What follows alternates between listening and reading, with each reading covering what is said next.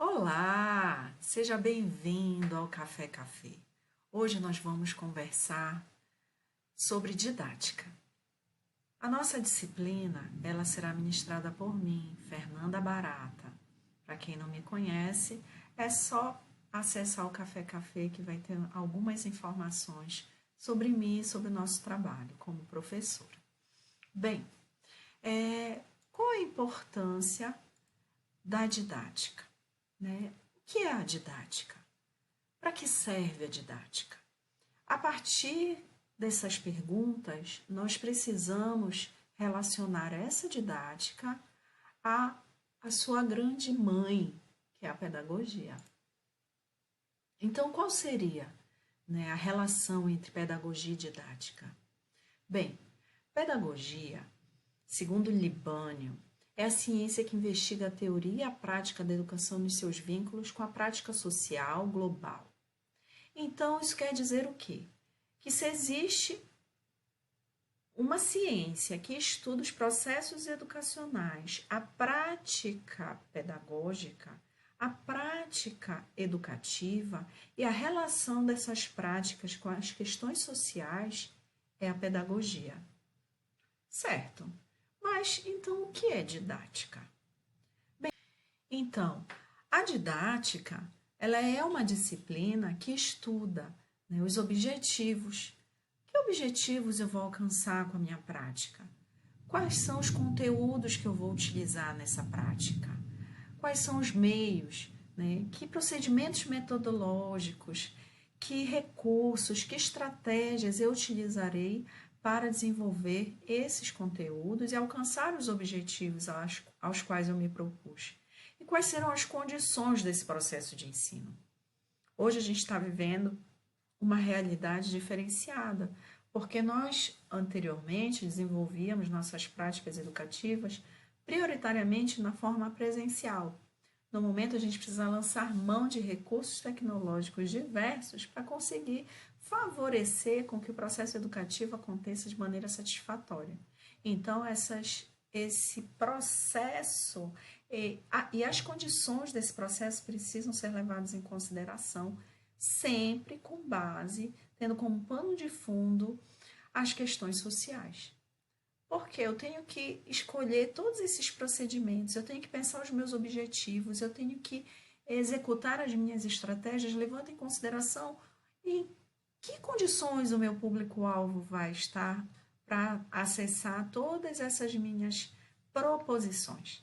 Então, eu preciso analisar as questões sociais para que eu traga para o meu processo de ensino-aprendizagem fatores relevantes que façam com que esse sujeito ele realmente aprenda da melhor maneira possível os conteúdos e as informações que a gente está trabalhando na disciplina.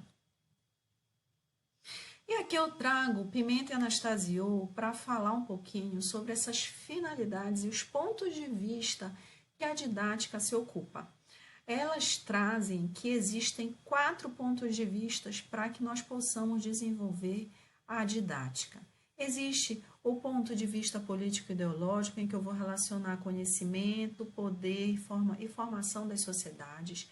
Existe o ponto de vista ético, que eu vou pensar a didática, levando em consideração o conhecimento que eu vou trabalhar, a formação humana desse meu sujeito e que direitos esse sujeito possui em relação a todo esse processo.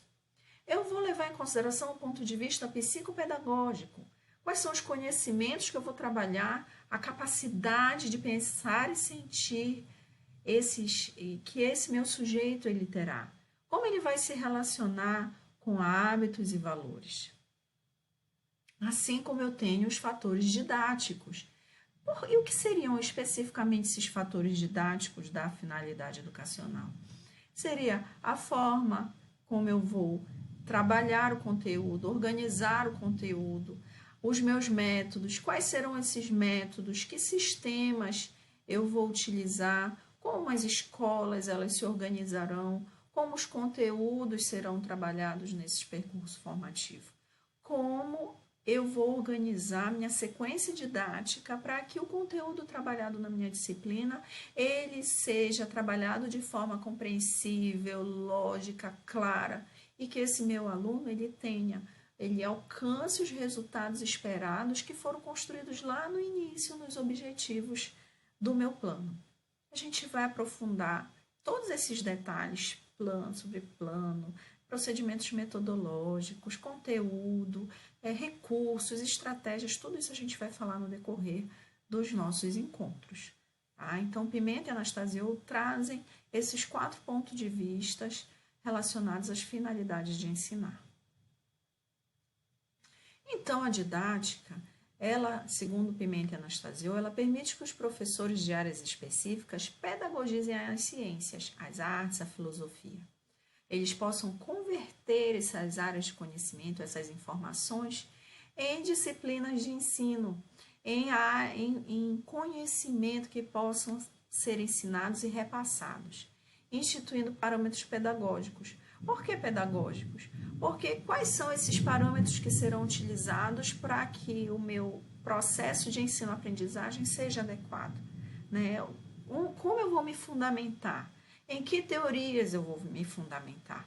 Assim como levando em consideração as questões didáticas que são relativas à teoria do ensino em si.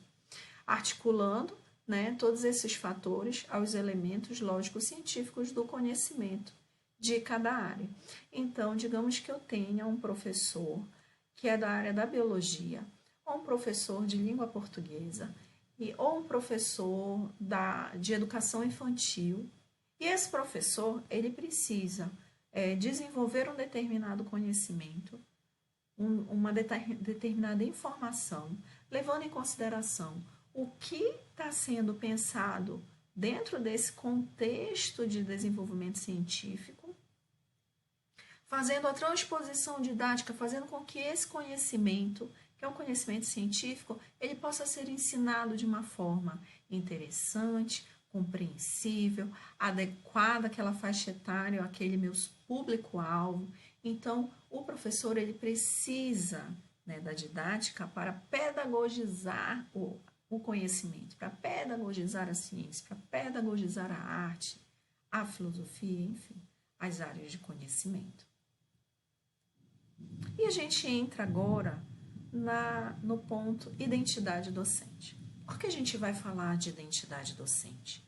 Porque a identidade docente ela é algo que é construído durante todo o seu processo formativo e passando, né, do ponto de vista do processo formativo, ela extrapola a tua vivência. A tua identidade docente, enquanto professor, ela se constrói no decorrer da tua vida, da tua experiência profissional.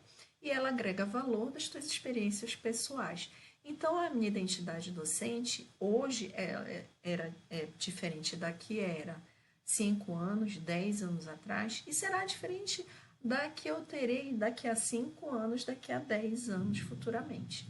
Então, a identidade docente é algo processual, certo? A gente precisa ter essa percepção para que a gente, enquanto docente, a gente tenha certeza do que a gente quer e busque, né, nesse processo de construção, os elementos necessários para fortalecer a minha identidade docente. E aí a gente traz a seguinte informação, que a identidade docente é um processo de construção do sujeito historicamente situado. Por que historicamente situado? Porque com base nas minhas experiências históricas, nas minhas vivências, no contexto em que eu estou envolvido, que eu vou ter uma determinada identidade docente. E a gente vinha falando aqui desse sujeito historicamente situado, com base na reafirmação de práticas consagradas culturalmente e que permanecem significativas. Por que consagradas culturalmente? Porque é fato que culturalmente a sociedade desenvolve práticas e essas práticas são repassadas aos processos de formação dos profissionais. E nós aqui, em um processo de formação profissional, a gente vai trabalhar práticas culturalmente consagradas. E ela se constrói também pelo significado de cada professor. enquanto ator e autor. Vejam, eu sou ator enquanto eu estou aqui interagindo, transformando, apresentando. E também sou autora quando eu faço proposições a essa atividade docente. Então, eu construo a minha identidade docente. E esse processo ele leva como base valores, certo? E a forma como esse professor se situa no mundo, na sua história de vida, nas suas representações, sejam elas pessoais, sociais, em seus saberes, em suas angústias, em seus anseios. Então, o docente, ele tem todo esse olhar social, ele tem esse olhar pedagógico e ele precisa trazer isso para a sua prática em sala de aula. E essa prática em sala de aula, ou aqui como nós estamos, né, virtualmente falando, essa prática ela é construída a partir da interação de todas essas informações. Né? Se a gente trouxer os elementos da neurociência, a gente percebe que é impossível o professor separar o seu lado profissional do seu lado pessoal. Essas informações, essas experiências, esses saberes, eles interagem e fazem com que essa identidade docente ela seja tão significativa. Então, a gente traz aqui alguns questionamentos. Que professor você é? Como você, aluno, se hoje você for colocado numa sala de aula, como você se portará? Você será um professor crítico, um professor que vai repensar as suas práticas constantemente, levando em consideração os sujeitos que estão ali no processo educativo? Ou você será um professor reprodutor que trará das suas vivências para dentro da sua sala de aula aquilo que você experienciou no passado, reproduzindo falas, comportamentos, situações que você viveu no passado, reproduzindo o modus operandi dos seus antigos professores. Que professor você é? E questionamos mais. Que professor você será daqui a 5 anos? Como você está pensando o seu processo formativo? Como você pensa a sua formação continuada? Como você pensa o processo educativo que se desenvolve a partir das suas práticas? Você tem comprometimento com a sua própria evolução acadêmica e profissional? Você já traçou metas para alcançar e estar numa situação diferente daqui a 5 anos? E mais uma perguntinha. O que você precisa fazer para ser esse professor que você quer ser daqui a 5 anos? Vamos pensar nisso? É a partir desse tipo de questionamento que a gente consegue trabalhar nossa identidade docente e fazer com que ela, de forma crescente, ela possa se desenvolver agregando valor não só a nós, mas também àqueles sujeitos que estão envolvidos nos processos educacionais. Então, fica esse questionamento, tá certo? Esses questionamentos. Eu peço que vocês reflitam e nas próximas atividades que nós vamos desenvolver nas plataformas educacionais, vocês levem essa reflexão para as nossas discussões, tá certo? Aqui eu trago nossas referências, né? O Libânio, esse nosso querido, que ele vai ser nosso companheiro durante toda a nossa disciplina. E trago também Pimenta e Anastasiou com esse livro que é excelente, Docência no Ensino Superior. Ele tem um capítulo voltado para a didática. E ele é bem interessante. Vocês podem acessar, eu vou postar para vocês terem acesso a essas informações na plataforma do Sistema de Gerenciamento Acadêmico.